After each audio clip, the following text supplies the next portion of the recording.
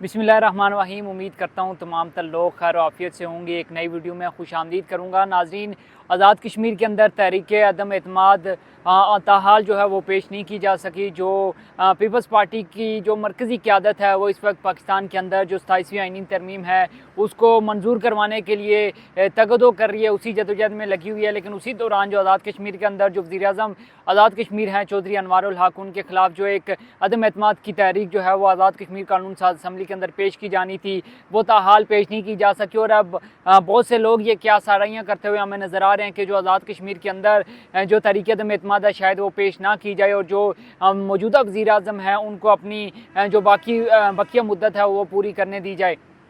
इसी दौरान जो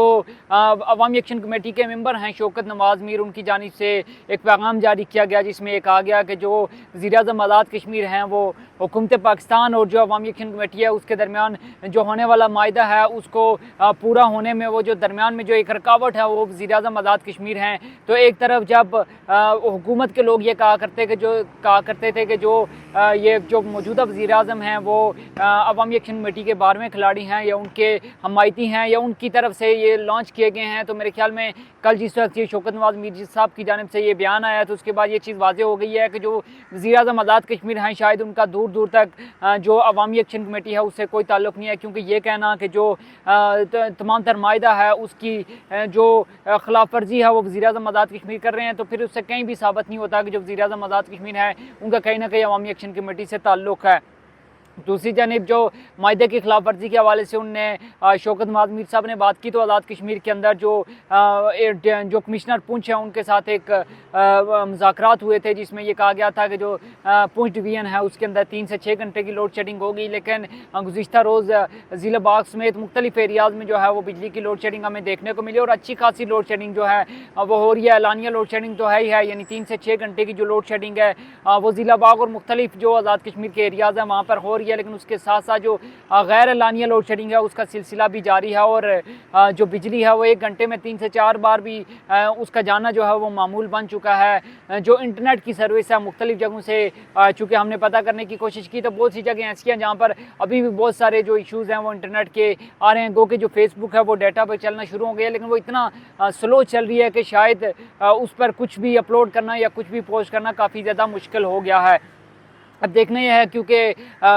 जो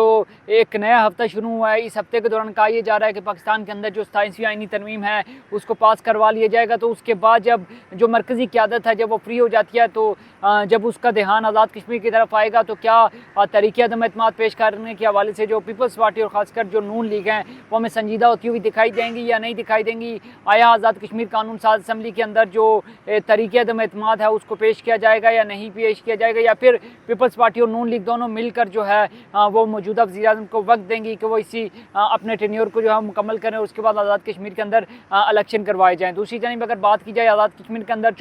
जो महंगाई है वो बदस्तूर जारी है। हालिया एक और रिपोर्ट सामने आई जिसमें काफ़ी सारी एशिया महंगी होने का जो है वो इंकशाफ भी हुआ है। तो इस तरह से जब आज़ाद कश्मीर के अवाम जिनको बुनियादी सहूलियात मैसर नहीं है, तालीम की सहूलियात जो है वो मैसर नहीं है, सेहत और बाकी जो सहूलियात हैं वो भी मैसर नहीं है, तो इस तमाम तर सिचुएशन के अंदर आज़ाद कश्मीर के अंदर अगर जो पीपल्स पार्टी और नून लीग चाहती हैं कि जो मौजूदा वज़ीर-ए-आज़म है वो आवाम को जो सहूलियात हैं वो फराहम करने में नाकाम रही हैं, तो मेरे ख्याल में उनको जल्द अज जल्द जो है वो तहरीक अदम एतमाद पेश करनी चाहिए और उसके बाद जो मिलकर अगर हुकूमत बनाना चाहिए या फिर नए इंतखाबात जो है वो लड़ना